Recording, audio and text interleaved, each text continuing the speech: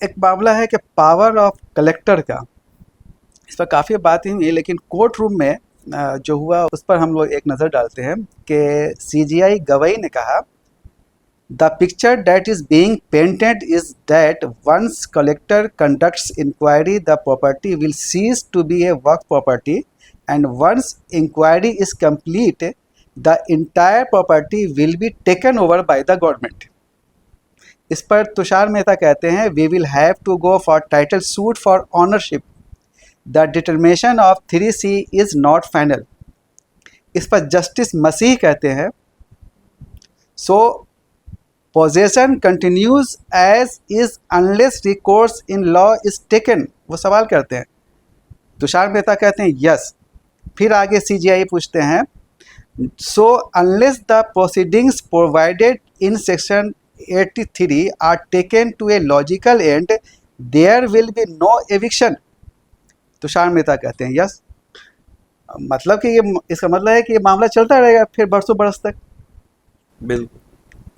देखिए, हम लोग पहले डिस्कशन में भी इस बात को लाया था कि कहाँ कहाँ पर कानून जो बना है वो कहाँ कहाँ पर गलत है। तो इसमें जो कलेक्टर को पावर दिया गया है नया कानून, ये डिसाइड करने के लिए कि ये चीज़ सरकार का है या वक्फ का है, और कलेक्टर अगर सरकार का डिक्लेयर कर देता तो सरकार का हो जाएगा। हम लोगों ने इस बात पर पहले भी डिस्कशन किया था कि नो वन कैन बी ए जज ऑफ हिज ओन केस। कोई भी आदमी अपने मुकदमे का जज नहीं बन सकता। तो अगर डिस्प्यूट सरकार और वक्फ के बीच में है और कलेक्टर जो है वो सरकार का अमला है, तो वो इस बात का फैसला नहीं कर सकता। जिस बात को हम लोगों ने कहा था उसको तुषार मेहता ने कोर्ट में गच लिया, जैसा कि अभी आपने पढ़ा कि उनका कहना है कि ठीक है वो तो हम करेंगे, लेकिन उसके लिए टाइटल के लिए हम फिर टाइटल सूट में जाएंगे। कोर्ट ने कहा कि तब तक तो सरकार इसके कब्जे में रहेगा, और 50 साल तक अगर मुकदमा चला, 20 साल तक मुकदमा चला तो सरकार के कब्जे में ही रहेगा। तो ये जो क्रिएट कर रहे हैं प्रॉब्लम, सरकार जो प्रॉब्लम क्रिएट कर रही है, पहले 95 के लॉ में और 13 के अमेंडमेंट में ये साफ था कि अगर कोई ज़मीन पर टाइटल का डिस्प्यूट हो जाता है कि ये किसकी ज़मीन है, वक्फ की है या नहीं है, तो वैसे हालत में ट्रिब्यूनल जो है उसको टाइटल डिसाइड करने का पावर।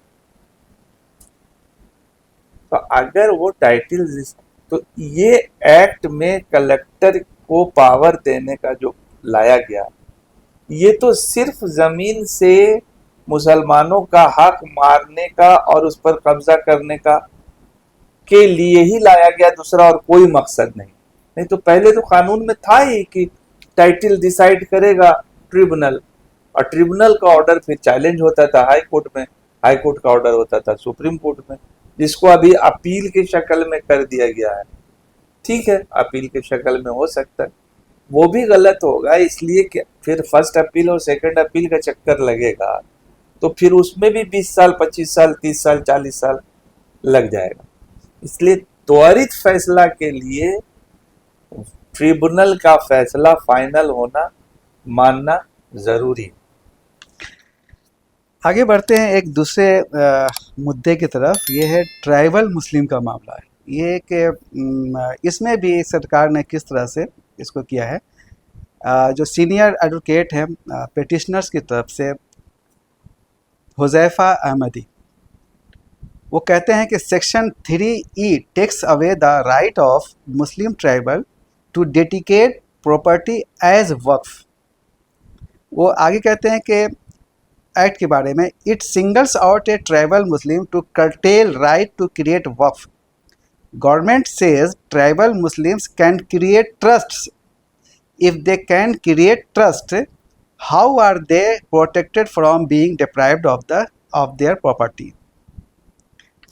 उसमें तुषार मेहता ने आगे एक बात कही थी कि जेपीसी सेज ट्राइबल्स में follow Islam but they have their separate cultural identity. इस पर एक दूसरे जज जो हैं जस्टिस मसीह, उन्होंने इस पर एतराज़ किया। उन्होंने कहा कि does not appear to be correct, Islam is Islam, religion is the same. ये ट्राइबल को क्यों बार कर दिया गया कि वो अपनी प्रॉपर्टी को वक्फ नहीं कर सकते? इसलिए कर दिया गया है कि ट्राइबल्स में इधर जो है इस्लाम की तरफ झुकाव बढ़ा हम्म। और उनको ऐसा लगता है कि ट्राइबल्स जो है वो अगर इस्लाम की तरफ जाते हैं, इसीलिए वो बार बार कह रहे हैं कि उनका अपना अलग कल्चर है, अलग ही है। भाई जब आप इस्लाम में दाखिल हो गए तो आपका कोई कल्चर या कोई भी प्रीवियस जो भी है वो आपको छोड़ना होगा, और इस्लाम का जो कल्चर है, इस्लाम की जो मान्यता है, इस्लाम में जो बताया गया वो काम करना होगा। और ट्राइबल्स की जो प्रॉपर्टी है, एटलीस्ट ट्राइबल्स की अपनी प्रॉपर्टी तो है। आर्टिकल 300 ए में राइट टू प्रॉपर्टी जब कॉन्स्टिट्यूशनल राइट है, तो अगर ट्राइबल का अपना प्रॉपर्टी है, उसको अपना राइट है, तो उसको जब ट्रस्ट बनाने का राइट है, तो वक्फ करने से आप कैसे रोक सकते हैं उसको? इसलिए ये इंटरफेरेंस है उनके अपने कॉन्स्टिट्यूशनल राइट्स पर, जो गलत है कानून की तरफ। तो ये आपने खुर्शीद साहब से कई बिंदुओं पर जाना और समझा कि जो दलीलें पेश की गई हैं किस तरह से पेश की गई हैं और किस तरह से मुसलमानों की पूरी प्रॉपर्टी को जो वक्फ की शक्ल में है सरकार उस पर कब्ज़ा करना चाहती है। इसके बावजूद बहुत दिलचस्प बात यह है कि तुषार मेहता ने, सॉलिसिटर जनरल, उन्होंने कहा कि we are eradicating the menace that was there since 1923।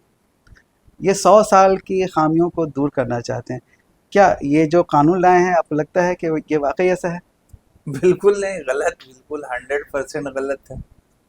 भाई इसमें वो चाह उनका जो बहस था पार्लियामेंट के अंदर या कोर्ट में, जो बहस है, वो बार बार ये दिखाना चाह रहे हैं कि हम वक्फ के प्रॉपर्टी को हिफाजत करने के लिए, आवाम की भलाई के लिए ये कानून ला रहे हैं।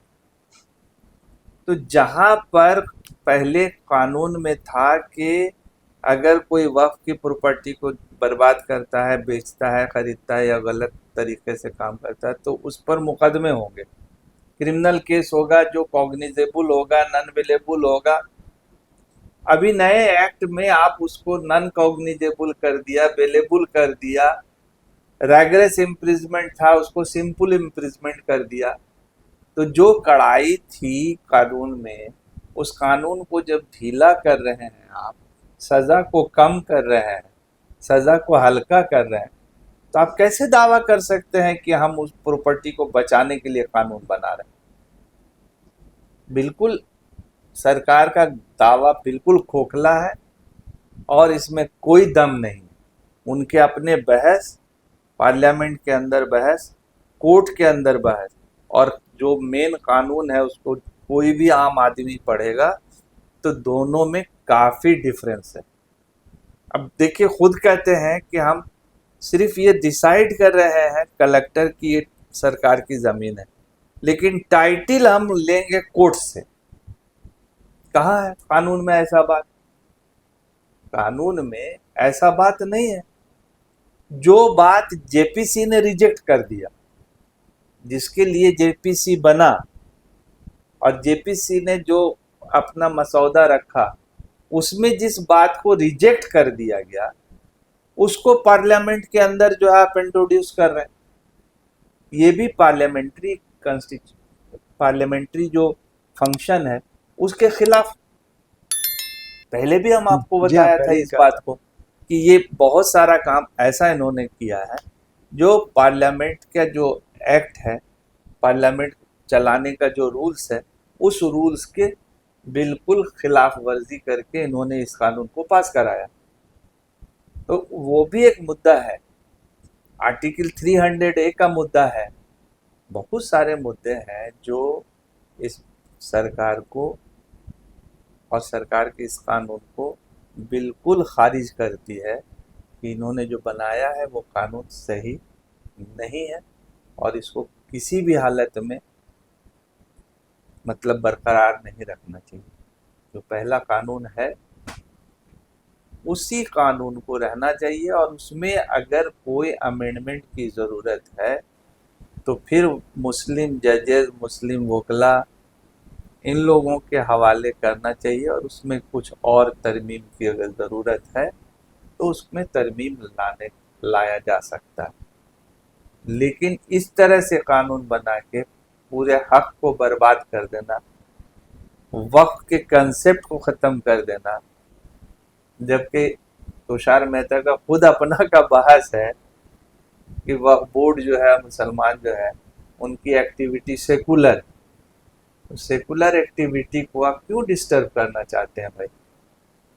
कॉमनल बनाना क्यों चाहते हैं? रहने दीजिए सेकुलर, अल्लाह के वास्ते, इसमें क्यों इंटरफेयर कर रहे हैं? आप खुद कह रहे हैं कि सेकुलर वर्क करते हैं, तो सेकुलर वर्क करने दीजिए ना, काहे को इंटरफेयर करके उसको कॉमनल बना रहे हैं? यही तो हम लोगों का ये है, दावा है कि मौजूदा सरकार जो है हर बात को कॉमनल एंगल देना चाहती है, जो उनके बहस से खुद उनके सरकार के वकील के बहस से साबित है कि हम सेकुलर है। तो जैसा कि आपने शुरू में बताया कि जो लोग कोर्ट रूम में रहते हैं उनको जजेस के बॉडी लैंग्वेज से या उनके जो बीच बीच में वो इंटरफेयर करते हैं या जो अपनी बात रहते हैं, जो पूछते हैं, जो ओरल रिमार्क्स करते हैं, उससे अंदाज़ा होता है कि इसका फ़ैसला क्या होगा। 3 दिन की जो बहस थी उसको आपने देखा, उसको आपने समझा, बल्कि इसको आपने बहुत ही बेहतर तरीके से एलेबरेट किया। क्या लगता है कि क्या फ़ैसला आ सकता है? अगर कोर्ट ने ये मान लिया कि वक्फ जो है मुस्लिम इस्लामिक प्रैक्टिस का one of the integral part है, तो हम 100% कह सकते हैं कि कोर्ट इसमें इंटरफेयर कर जाएगी, इसलिए कि ये जो कानून बना है वो आर्टिकल 25 और 26 का और आर्टिकल 300A का वायलेशन है, आर्टिकल 14 का वायलेशन है।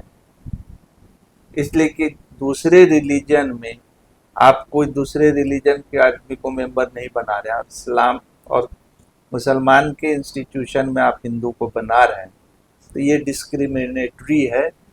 ये अगर सिर्फ एक बात कोर्ट मान लेती है ना कि ये इंटीग्रल पार्ट ऑफ द इस्लाम है, तो इंशाअल्लाह ज़रूर इस मुकदमे में मुसलमानों को जीत